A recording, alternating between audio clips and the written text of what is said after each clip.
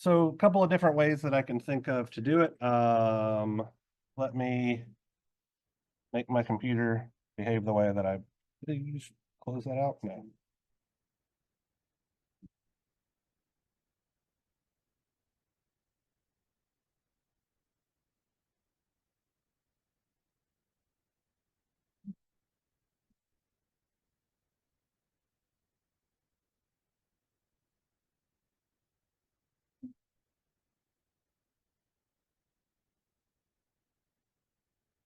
So in this particular problem, we have, do you want me to like use numbers or just show you how to do it? Which do you prefer? Showing you how to do it. Numbers are gross. Or actually, no, second thought, please do numbers. God damn Because it. I thought you said you just want to wait through it this one. I'm sorry. Killing me. Oh, that was 10 angle 30. No.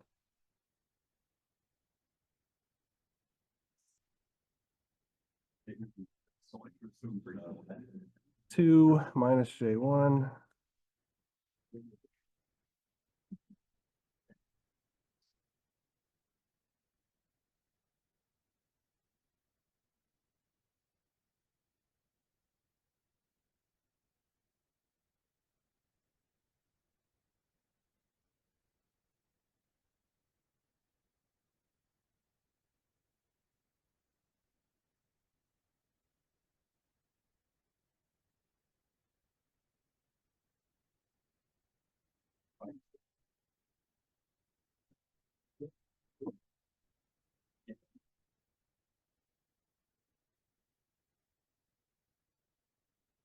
Big 4.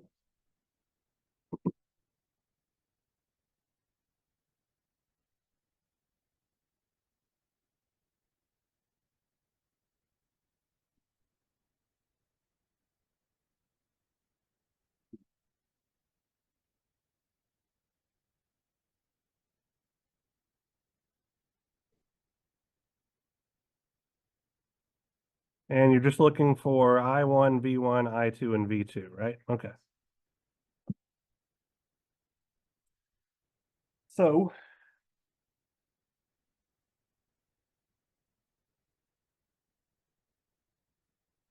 there are two different ways that we could do this, and a lot of the steps are going to be rather similar.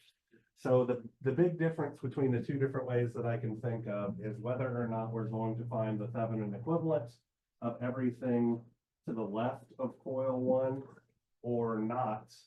So I'll just do it both ways. It's not that hard. Okay. So the first thing that I would do, so this is the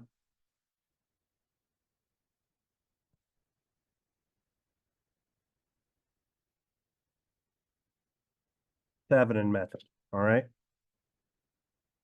So I'm going to put a dashed red line right here, and I'm going to find the Thevenin equivalent of everything to the left of this dashed red line. So that would mean that I would have this particular circuit. So we have 10 angle 30 degrees volts in series with 2 ohms, in series with a minus J1 ohm capacitor. Here are my terminals. And so I need to find the Thevenin voltage for this network. So I'm just going to do voltage division because that's an easy way to do it. So that would be 10 angle 30 degrees volts times minus J1 ohm divided by 2 minus J1 ohm. Let me go grab a calculator.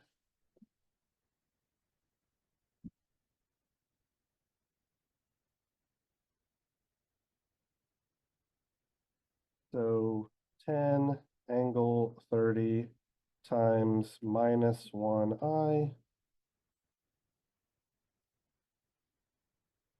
over 2 minus 1i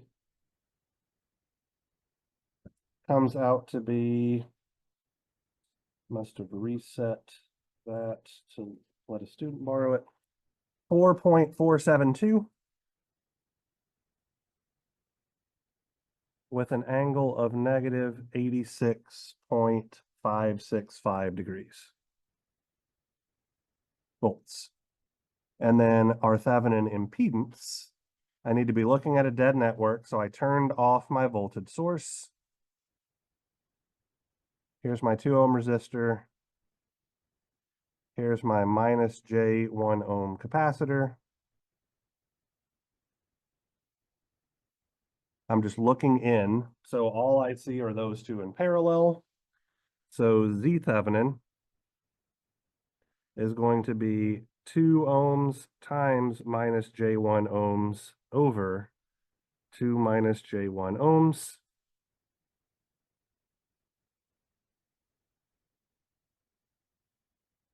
Sorry, I'm just making a note here that I'm storing this in my calculator as X when I need it later. So 2 times minus 1I over 2 minus 1I gives me 0.894 and some change with an angle of negative 63.435 degrees ohms. And I'm storing this in my calculator as Y. So now that I have those things, my original circuit could be drawn or redrawn as this. So here's my Thevenin voltage. Here's my Thevenin impedance.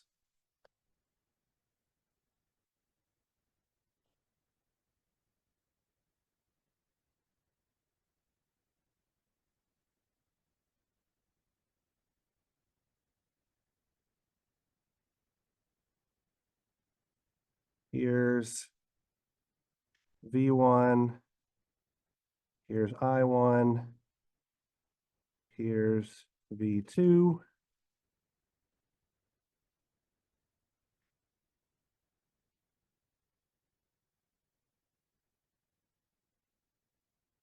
Here's I2. Like so.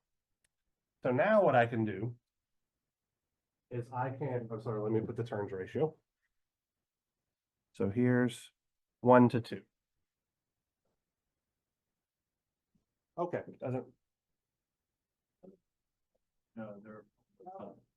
nope, they are both on top. All that would do would change a sign a little bit down the road. It wouldn't affect the analysis literally at all until the very end.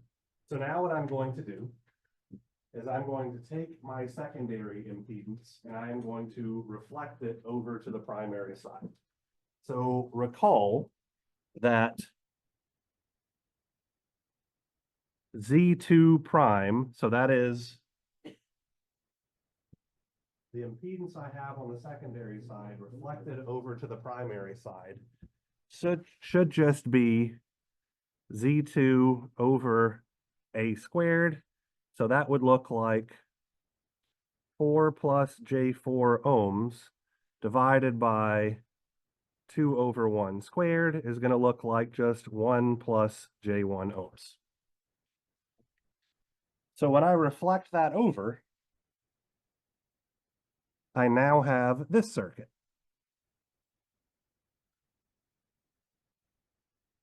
V Thevenin in series with Z Thevenin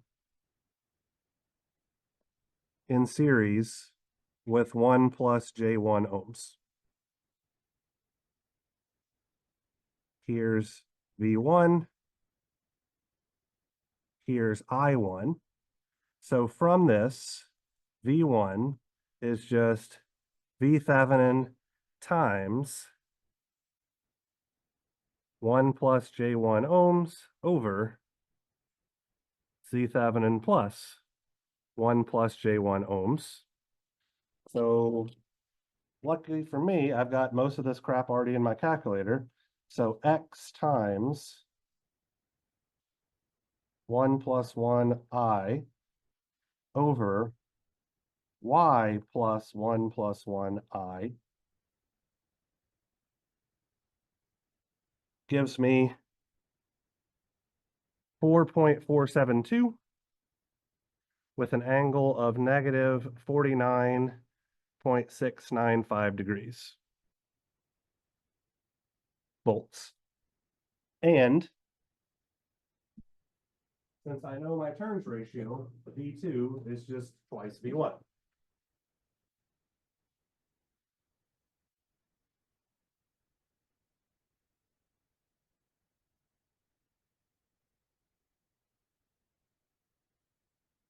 .944 with an angle of negative 49.695 degrees volts. I1 would just be V Thevenin over Z Thevenin plus 1 plus J1 ohms.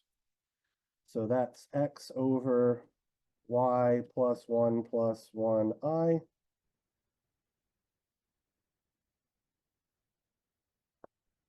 Or 3.162 with an angle of negative 94.695 degrees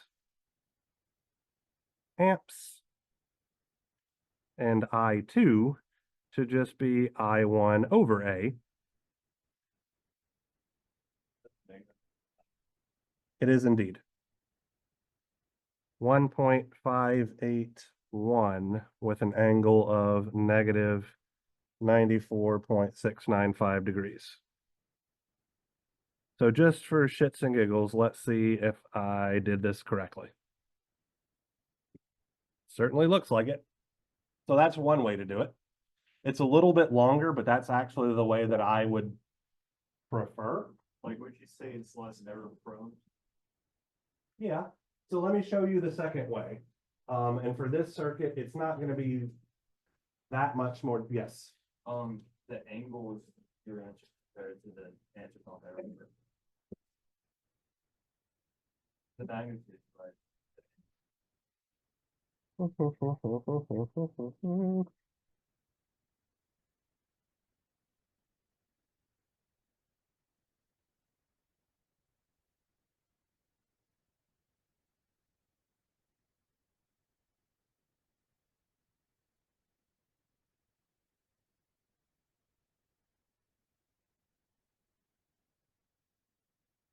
Oh, I see what the issue is. Way back at the beginning, I did 10 angle 30 negative 1I over 2 plus 1I, and it should have been that 2 minus 1I. Let me fix that really quickly. So that's going to get stored as X.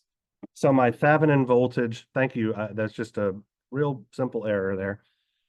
This Thevenin voltage right here should have had an angle of positive 33, excuse me, negative 33.435 degrees.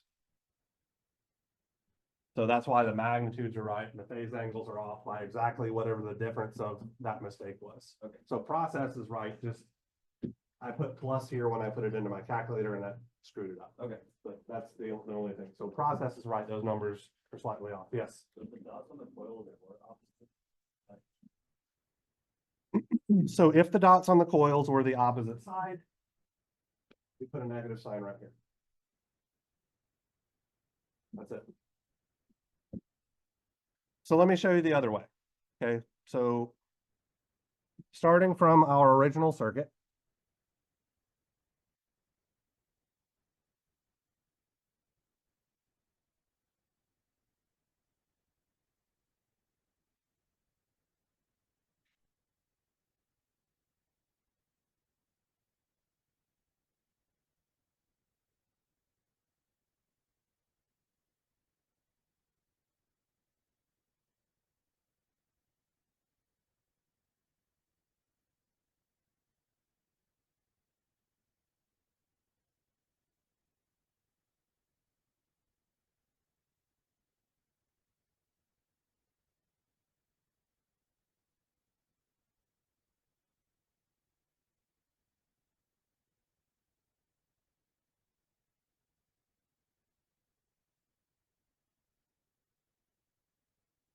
So instead of doing all that Thevenin and Norton stuff that I did at the beginning, I'm just going to reflect this over from the jump.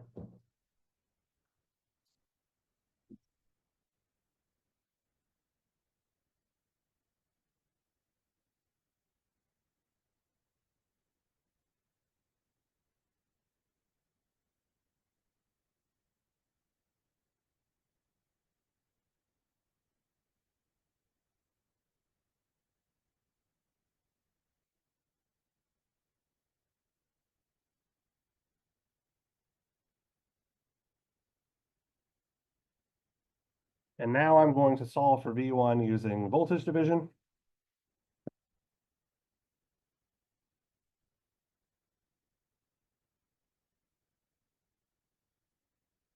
So that would be negative J1 ohms in parallel with 1 plus J1 ohms all over 2 ohms plus negative J1 ohms in parallel with 1 plus J1 ohms, which would give me the right answer for V1. I1 could be V1 over 1 plus J1. V2 would be AV1, and I2 would be I1 over A. I like the Thevenin thing first because it puts it, like it makes it look like the circuit that we derived everything based on, effectively. So it's a way for us to literally put it in. I've got an easily defined primary side network containing a voltage source in series with an impedance. I've got an easily defined secondary network where it's just a load impedance and it is just straight like how we derived everything. So those are the two different ways that I would work that problem, and either way gets you the same result.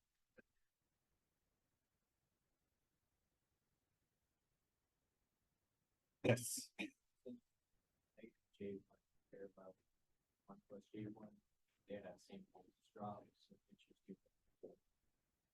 Yeah.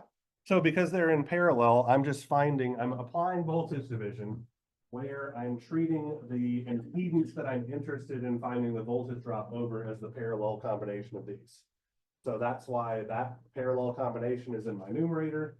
And then I have 2 ohms in series with that ZEQ in my denominator. So it's just basic voltage division where I'm just treating those in parallel as a single equivalent impedance. Caden. Yes, so this method only works because we have ideal transformers. Because in an ideal transformer, we know 100% of the time that the voltages are related by the turns ratio and the currents are related by the inverse of the turns ratio. If these were not ideal transformers, we don't have that simple relationship. So we couldn't have transformed, like we couldn't have reflected things over as easily. We would have had to use that input impedance method that's taking into account the mutual inductance between the coils and all of that kind of stuff, and all that jazz. So what else do you guys want to talk about, if anything? So can I do what I intended to do today now? Okay, cool. All right.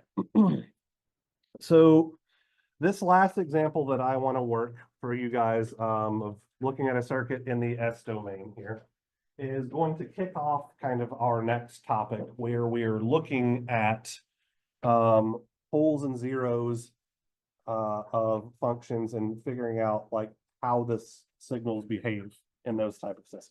Okay. There we go. Okay.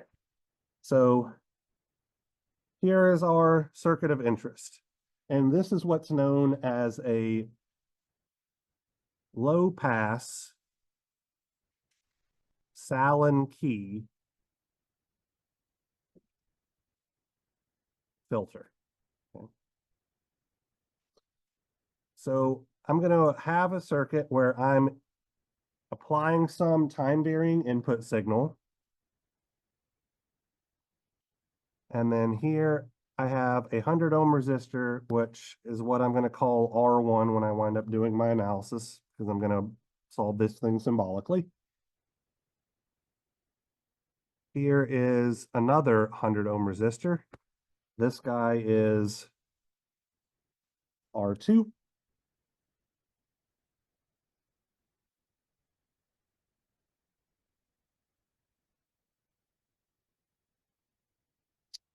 Here is my 1 microfarad capacitor. This guy down here is going to be C2.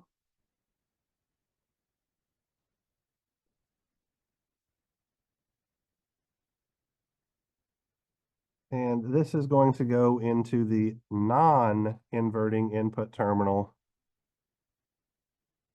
of an op amp.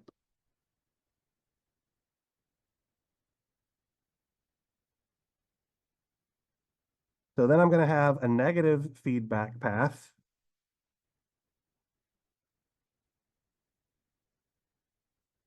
Like so. Okay. So just my negative, or my inverting input terminal is connected directly to my output terminal. And then I'm also going to have a feedback loop over the top up here. Where this is going to be another 1 microfarad capacitor. And I'm going to call this guy C1. And then lastly, we're going to define our output voltage is taken at the output node of our op amp circuit. Okay. So our ultimate goal here is to find our transfer function for this system in the S domain, where we're looking for simply the ratio of the output voltage in the S domain to the input voltage in the S domain. So this is functionally extremely similar to what we were doing in circuits 2 when we were talking about filters, but instead of working explicitly in the frequency domain where we're dealing with j omega, now we're just generalizing things from S. And as it turns out, that if we have our transfer function in the S domain, it actually contains all of the information of our transfer function in the regular frequency domain, which means we can get our amplitude response and our phase response from this as well. And we're going to talk about how that works and how to do quick and dirty what are called Bode plots next week. So figuring out what the frequency response graphs should look like based on the poles and zeros of our S domain transfer function. Okay, so since we're trying to find a transfer function in the S domain, the first thing that we would need to do is convert this circuit into the S domain, quite obviously. Okay, so we're going to make an assumption here that our capacitors don't have any stored energy or anything like that, because we don't know what our input signal is. So we're just going to assume that it starts at something that is off. Okay. So we would have the following circuit in the S domain.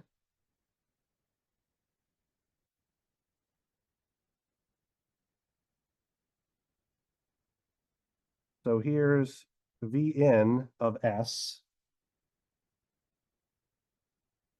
our resistor R1. Actually, I'm just going to call this, since all the resistors are the same, let's just use R.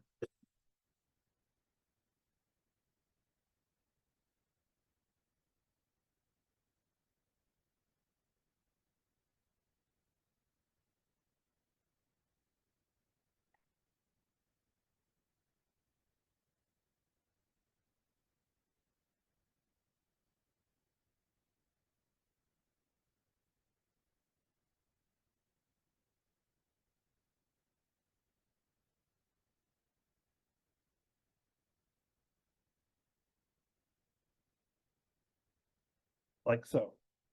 Okay.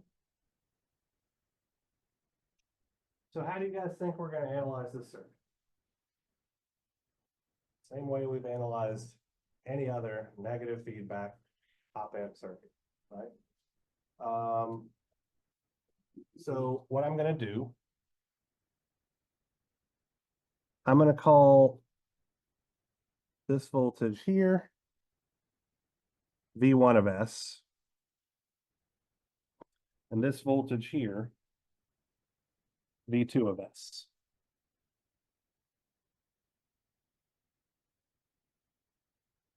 So if we apply KCL at node 1,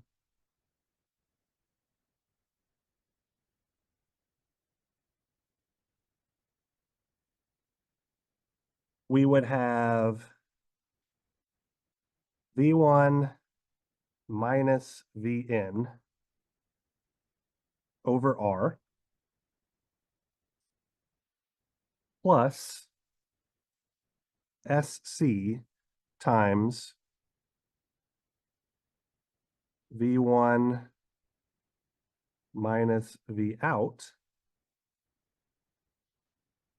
plus V1 minus V2 over R is equal to 0. So just to be really clear here, the first term is the current flowing to the left. The second term is the current flowing up through the capacitor. The third term is the current flowing to the right through that resistor. Okay? Nothing particularly wild or crazy, just applying good old nodal analysis. Now we're going to do KCL at node 2.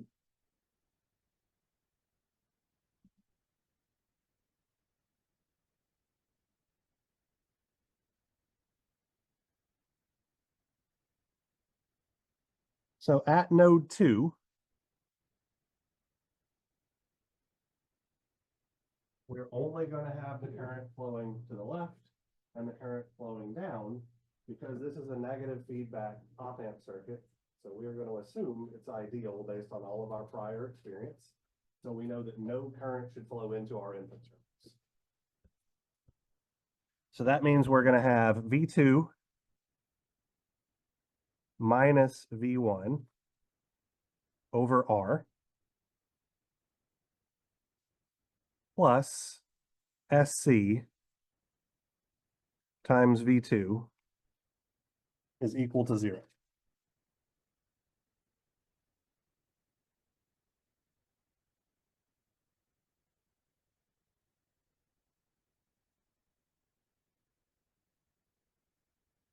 Okay. So if we were to apply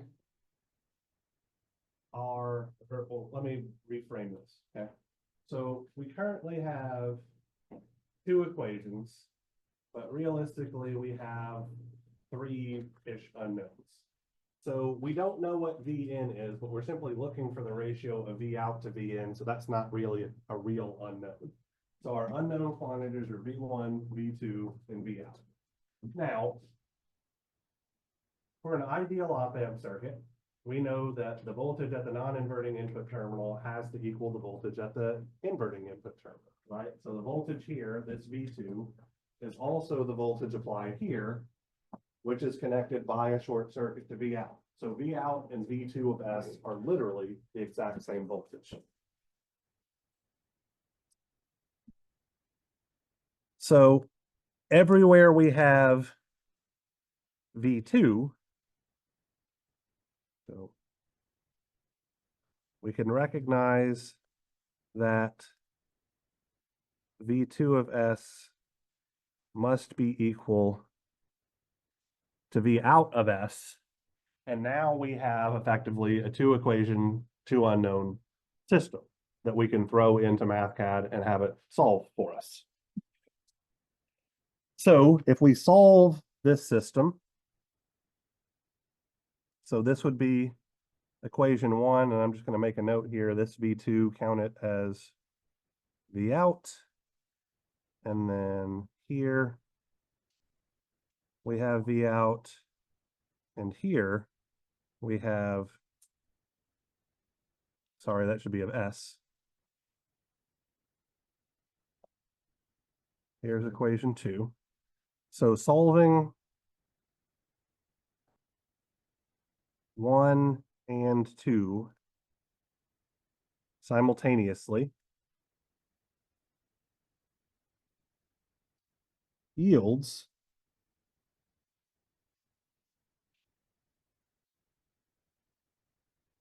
V1 of S is equal to 10 to the fourth over S plus 10 to the fourth times Vn of S, and V2, which is the same as V out, gives us 10 to the 8th over S squared plus 2 times 10 to the fourth S plus 10 to the 8th times Vn. And from that, our transfer function, which is just the ratio of V out to Vn, becomes 10 to the 8th over S squared plus 2 times 10 to the fourth S plus 10 to the 8th, which is the same thing as 10 to the 8th over S plus 10 to the fourth quantity squared. So this is our transfer function. So let's talk a little bit about the information that transfer functions give us. Okay. So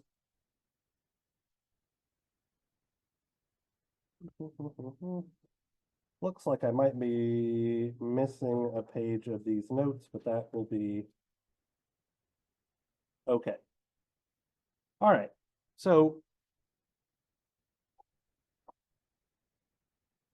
what are our zeros for this system?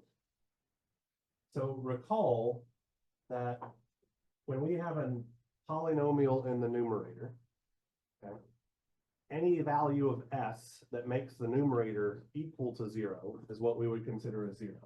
So I would argue that there are no zeros for this particular function because there is no polynomial up here. Okay? So we don't have any, let's call it S sub Z. There are none of those. So no zeros. Okay.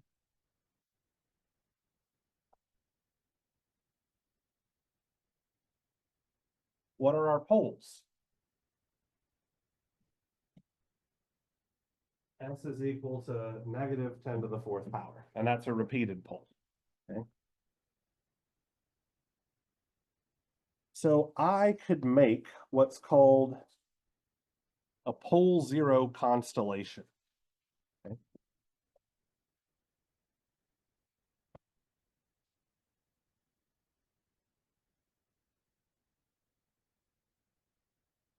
Yes. By zero, mean that there's just not a pole S. Yes. So I don't mean that S that there is a 0 at 0. I mean literally there are no zeros for this system. So if I had 10 to the 8 times S, then my 0 would be S is equal to 0. If I had 10 to the 8 times S plus 1, then my 0 would be at S is equal to negative 1. Okay. So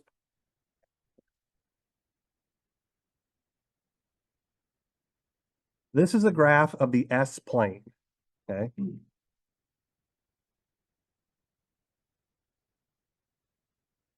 And on this axis is omega. I don't know why the screen keeps doing that, but it's pissing me off. And on this axis is sigma. Okay. So what we would have is two poles at 10 to the minus 4.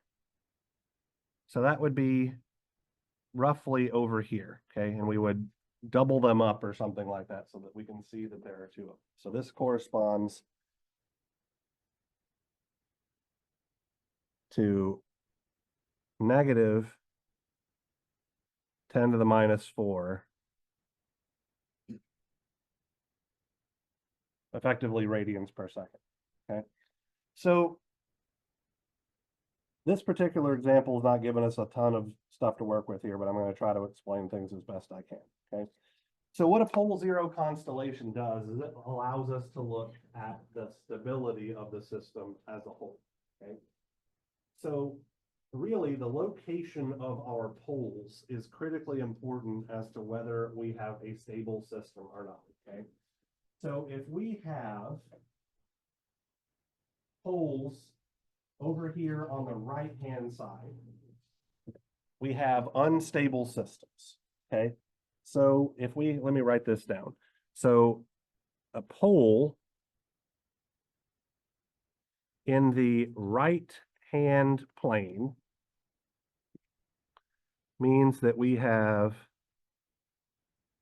a system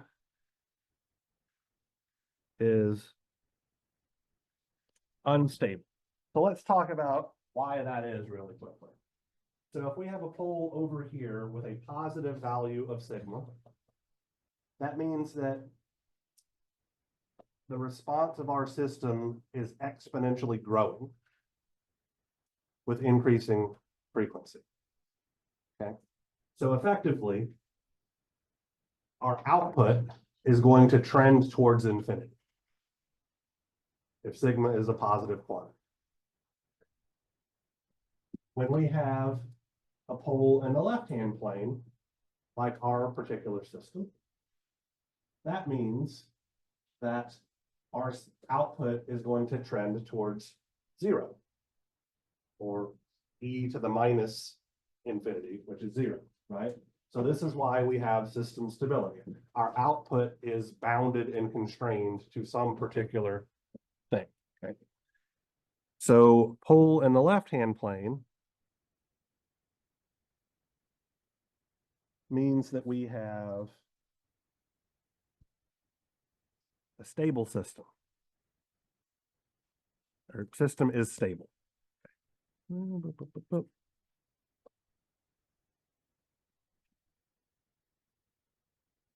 Damn it, just stable by itself. I'm about to do marginal stability. My apologies. Okay. We could have poles along our imaginary axis. Okay. So let me just do these in a different color, right? So if we found out that we had poles like this, and typically they're going to show up as one up here and one down here, because this would be representative of complex conjugate type thing.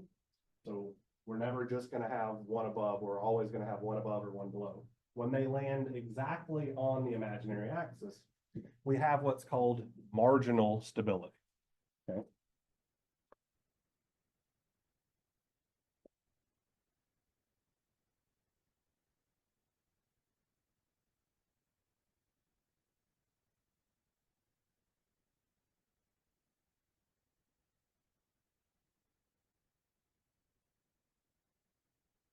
So marginal stability, if it's unrepeated,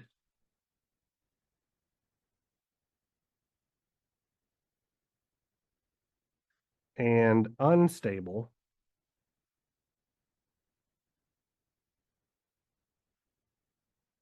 if those poles are repeated. So whenever you're developing a control system or something like that, which is where you'll get to use all of this S-domain circuit analysis again, and also in filters, where we're going to talk about that later on in this class, you'll do it in communication classes and all that kind of stuff too.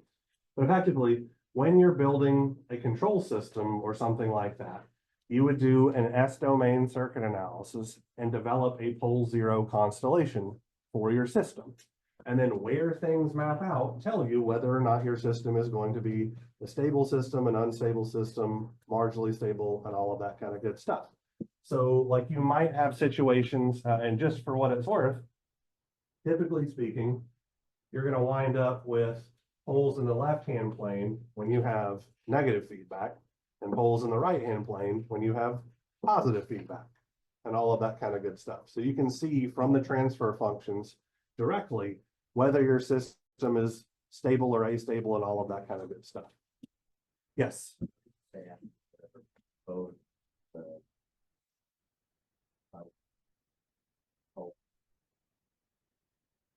So if we had a pole here, right at the origin,